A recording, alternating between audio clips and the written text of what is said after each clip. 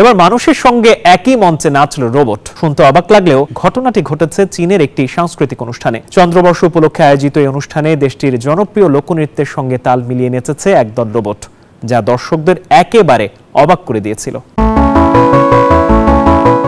Beijing এ চীনা নববর্ষের grand spring ফেস্টিভ্যালের গালার মঞ্চে মানুষ এবং মানবিক রোবটদের একসাথে এক অসাধারণ নৃত্য পরিবেশনাকে কৃত্রিম বুদ্ধিমত্তা অত্যাধুনিক প্রযুক্তির মাধ্যমে উপস্থাপন করা হয়েছে। এই দৃশ্য দেখে ভারতীয় তারকা রজনীকান্তের রোবট সিনেমার কথা মনে পড়ে যেতে পারে। চন্দ্রবর্ষ উপলক্ষে আয়োজন করা হয়েছে রোবটের নাচ। রোবটগুলো চিত্তাকর্ষণভাবে রুমাল স্পিন পরিবেশন করছিল। জনপ্রিয় লোকনৃত্য ইয়াংগের সাথে তালে তালে মুগ্ধতা ছড়িয়েছে। হাতে গোল পাখা ও রুমাল নিয়ে নৃত্যশিল্পীদের সাথে নাচছে রোবট।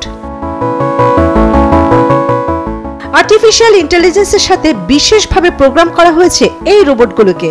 কম্পিউটারের সাহায্যে আগেই নাচের স্টেপগুলো সেট করা হয় যন্ত্রে, এরপর কমান্ড দেওয়ার মাধ্যমে নিয়ন্ত্রণ করা হয় গতিবিধি। এতে 130টিরও বেশি নাচের ভঙ্গিমা নির্ভুলভাবে প্রদর্শন করেছে তারা। বসন্ত উৎসবে গালার মঞ্চে রোবটদের উপস্থিতি ইতিমধ্যে দ্বিতীয়বার।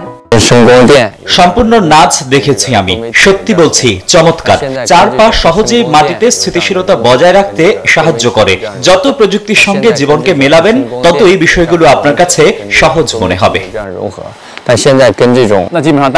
পশ্চিমারা দেখুক কিভাবে চীন প্রযুক্তিতে উন্নত হচ্ছে। ডিপসিকের পর রোবটের নাচ অবশ্যই তাদের অবাক করবে। সাংস্কৃতিক ঐতিহ্যের সুরে নতুন প্রযুক্তির মাত্রা যোগ করেছে রোবটদের এই নাচ, যা দর্শকদের একেবারেই অবাক করে দিয়েছিল।